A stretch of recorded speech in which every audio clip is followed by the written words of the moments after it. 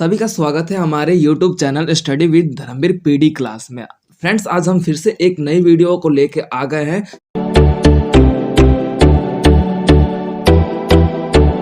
Friends, तो आज की क्लास में हम आपका जो इग्नू का थर्ड ईयर का कोड है BPSC 142 के बारे में चर्चा करेंगे। जो ये पॉलिटिकल साइंस का कोड है, इसके हम अपने 22 क्वेश्चंस को कवर किया है, जो कि आपके मोस्ट इंपोर्टेंट एग्जाम के लिए वैल्यूएबल है। अगर इन्हीं 22 क्वेश्चन को आप लोग कवर कर लेते हैं तो आपके अप्रोक्स 85 प्लस मार्क्स लेने से आप लोगों को कोई नहीं रोक सकता। तो ओके स्टूडेंट, तो आते हैं अपने वीडियो को स्टार्ट करते हैं। अगर वीडियो आप लोगों को पसंद आई और आप लोगों को समझ में आ गया तो लाइक एंड सब्सक्राइब करना ना भूले। हमारे चैनल को आप लोग पर्टिकुलर सब्सक्राइब कर लीजिए, जो कि आपके एग्जाम के लिए वैल्यूएबल है एंड मोस्ट इंपोर्टेंट जो क्वेश्चन कॉन्सेप्ट आप लोगों को पर्टिकुलर क्लियर होते रहे। हमारे वीडियो पे जो भी हमारे चैनल पे जो भी वीडियोस आप लोगों के लिए अपलोड होंगे। ओके स्टूडेंट, तो आते हैं अपने वीडियो को स्टार्ट करते हैं।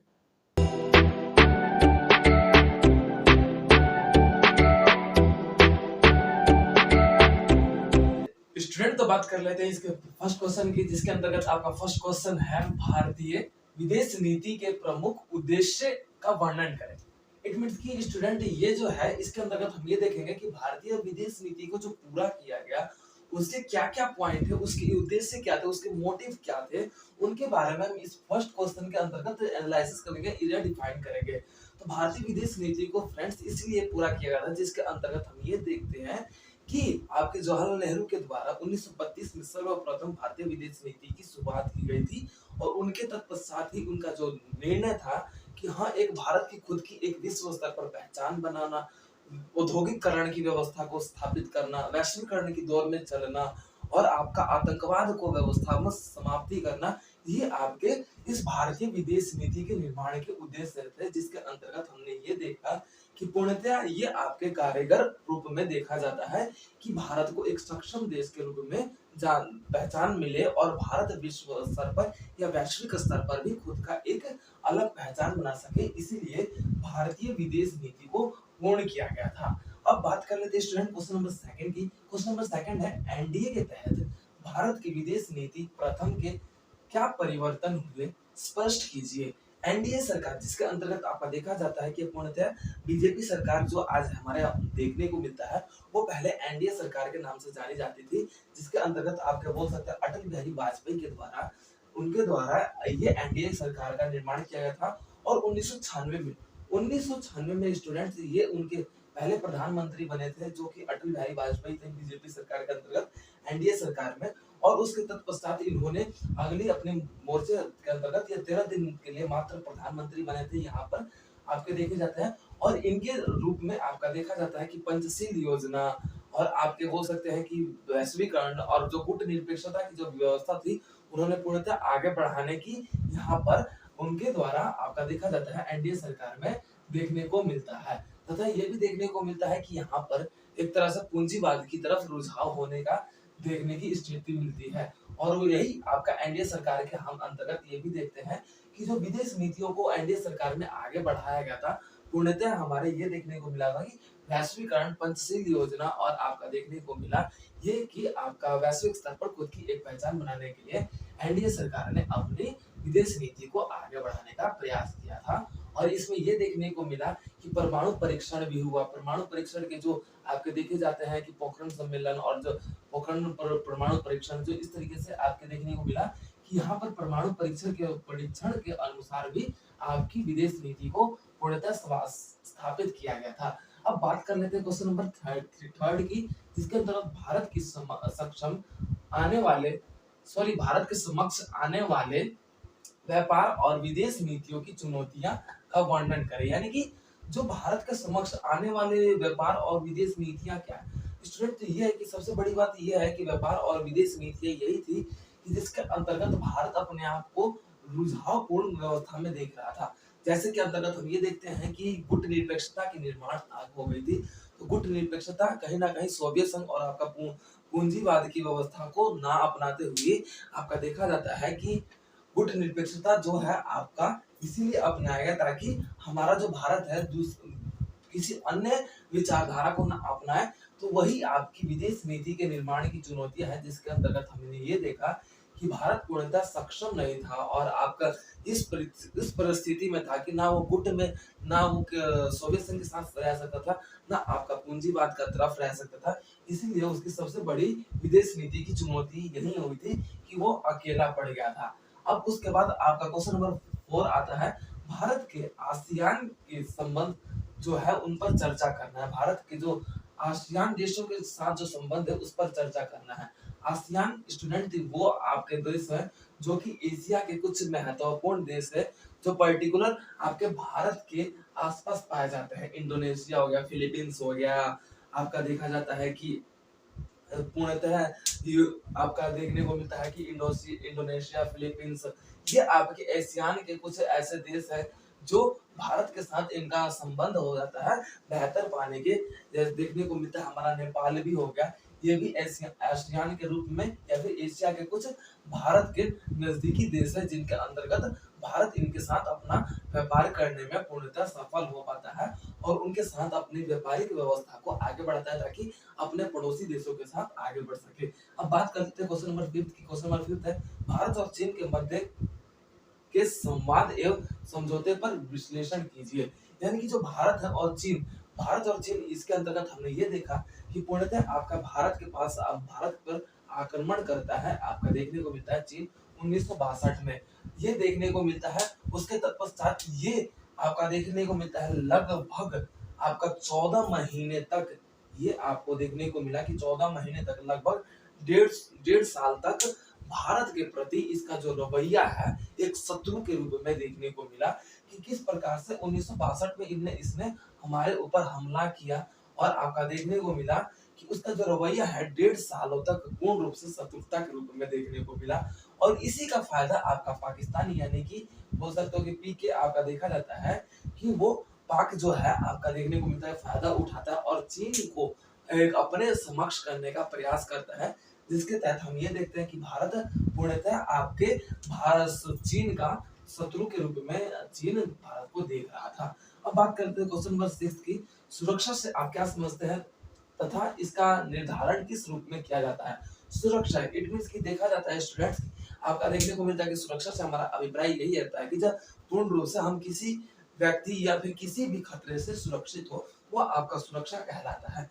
जिसके अंतर्गत बात कर लेते हैं हमारे आज के कंट्री, आज के जो देश है पूर्णतः अपनी सुरक्षा को ध्यान में रखते हुए परमाणु हथियारों का निर्माण कर रहा है। प्रतिदिन अपने कुछ ना कुछ आविष्कार कर, प्रतिदिन कुछ ना कुछ अपने सम्मेलन को स्थापित कर रहा है ताकि अपनी सुरक्षा को बरकरार रख सके और आर्थिक नीतियों पर जोर दे रहा है कि अपने अर्थव्यवस्था तथा अपने औद्योगिकरण की व्यवस्था को पूर्णतः आगे बढ़ा सके ताकि हम कोई भी देश उस पर हमला करे तो वो विजयी हो सके। अब उसके तत्पश्चात हम ये देखने को मिलता है क्वेश्चन नंबर 7 है, भारत और मध्य एशिया के बीच संबंधों का वर्णन कीजिए। मध्य एशिया इसके अंतर्गत आपका देखा जाता है कि भारत और मध्य एशिया पूर्णतः आपके पहले से ही बहुत अच्छे मित्र और तथा आपके बोल सकते हैं कि उनकी मित्रता तथा भाईचारे की जो भावना है शुरू से चलती आ रही है। जिसके अंतर्गत हमने ये देखा कि एशिया और भारत के बीच जो अलग अलग समझौते हुए शांति को स्थापित करने के लिए, भाईचारे की स्थिति को बढ़ाने के लिए, यानी कि आसपास के जो संबंध है उसको बढ़ाने के लिए इन दोनों के बीच जो है संबंध का व्यवस्था देखने को मिलता है। तो ये था आपका क्वेश्चन नंबर 7। आप क्वेश्चन नंबर 8 की बात कर लेते हैं। क्वेश्चन नंबर 8 है, भारत की विदेश नीति के प्रमुख सिद्धांतों की विवेचना कीजिए। यानी कि जो भारत की विदेश नीति है उसके प्रमुख सिद्धांतों की विवेचना करते हैं, जिसके अंतर्गत आपका विदेश नीति को किस रूप में देखने को मिला, व्यापारिक दृष्टिकोण की बढ़ावा देखने को मिला, शांति को बरकरार रखने के लिए, वैश्वीकरण की आतंकवाद को खत्म करने के लिए, वैश्वीकरण का दौर लाने के लिए, पूंजीवाद की स्थापना है तो आपका विदेश नीति को दौर देखने को मिला। तो ये था आपका क्वेश्चन नंबर 8। अब बात कर लेते हैं क्वेश्चन नंबर 9 की। तो भारत की विदेश नीति के निर्माण में शामिल संस्थाओं का वर्णन कीजिए। इट मींस की जो संस्थाएं की बात कर लेते हैं, पर्टिकुलर ये देखने को मिलता है कि भारत की विदेश नीति का जो निर्माण करने का जो प्रोसेस है उस पर कौन कौन से लोग या फिर कौन कौन सी संस्था उस पर अपना समावेश होती है। तो इसमें आपका देखा जाता है संस्था के रूप में आपका विदेश मंत्रालय आता है, प्रधानमंत्री आपका राष्ट्रीय सुरक्षा मंत्री आता है, राष्ट्रीय सुरक्षा समिति आता है। तो इन सभी संस्थाओं के माध्यम से आपका विदेश नीति को पूरा किया जाता है। अब उसके बाद क्वेश्चन नंबर 10 की बात कर लेते हैं। क्वेश्चन नंबर 10 है, आरंभिक चरण में भारत की सोवियत सोवियत संघ के पर प्रकाश डालिए, यानी कि सोवियत संबंधों पर प्रकाश डालिए, यानी कि सोवियत संबंध। इट मीन्स कि ये देखने को मिला कि जो सोवियत संघ था पूर्णतः आपका शीत युद्ध के दौरान, शीत युद्ध से पहले जब सोवियत संघ का जो विघटन नहीं होने के कारण भारत और सोवियत संघ का जो संबंध बेहतर ही गहरा तथा एक सुगम और एक प्रिय मित्र के रूप में देखने को मिला। क्यों? क्योंकि जो सोवियत संघ था भारत का पूर्ण रूप से पहले से ही सपोर्ट करने वाला देश था, भारत को एक साथ लेके आगे बढ़ने वाला देश था, जिसके अंतर्गत हमने ये देखा कि जब गुटनिरपेक्षता की नीति अपनाया भारत ने, फिर भी उसका विरोध ना करते हुए, उसका समर्थन देते हुए कहीं ना कहीं भारत के साथ सोवियत संघ हमेशा खड़ा रहा है। तो ये आपके संबंधों के रूप में देखा जाता है। अब क्वेश्चन नंबर 11 की बात कर ली जाए तो क्वेश्चन नंबर 11 है भारत लैटिन अमेरिका पर प्रकाश डालिए, यानी कि भारत और लैटिन अमेरिका के संबंध जो है इन पर प्रकाश डालना है। संबंध है यहाँ पे स्टूडेंट, तो संबंध पर प्रकाश डालिए।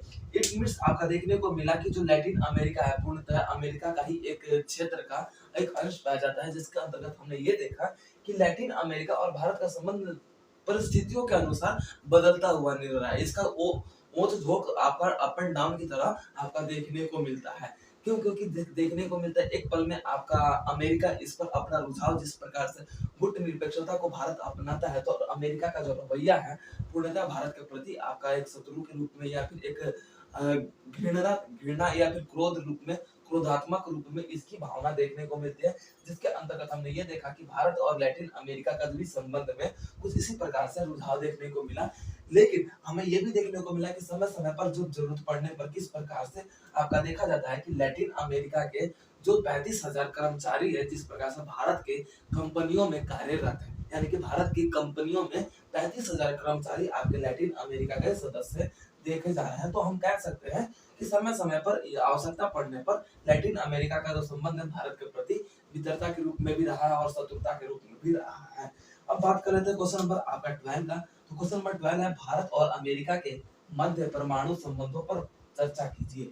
इट मीन्स यानी कि ये है कि जब आपका ये समय काल रहता है कि जब भारत भी अपने परमाणु परीक्षण को करने के लिए सक्षम हो जाता है, तो अमेरिका उस पर क्या करता है, विरोध करता है, ताकि वो परमाणु परीक्षण ना कर पाए और एक परमाणु मुक्त यानी कि परमाणु युक्त देश ना बन जाए और अपने ताकतवर को वो ना बढ़ा ले। इसलिए क्या करता है अमेरिका, हर हर एक समय, हर एक पल उसने क्या किया है कि आपके परमाणु परीक्षण को रोकने का प्रयास किया है। जैसे कि 1974 के आसपास भी आपका देखा जाता है पोखरण सम्मेलन, 1998 के आसपास भी आपका परमाणु परीक्षण को उसने रोकने का प्रयास किया।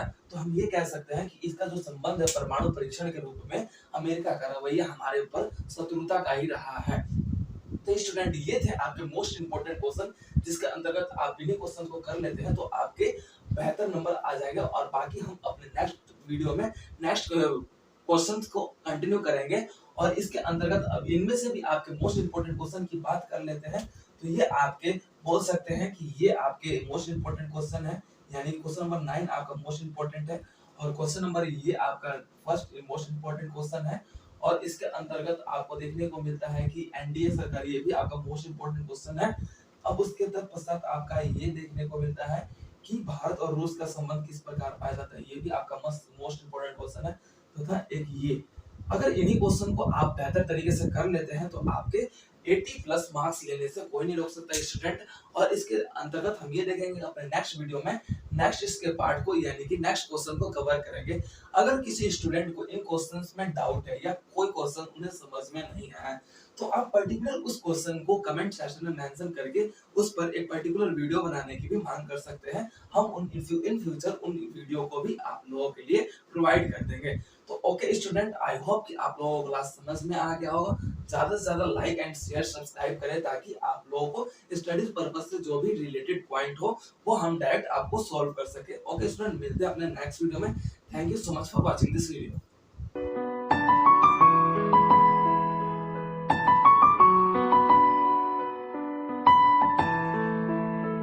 तो वीडियो को like, comment, share and subscribe करना ना भूलें।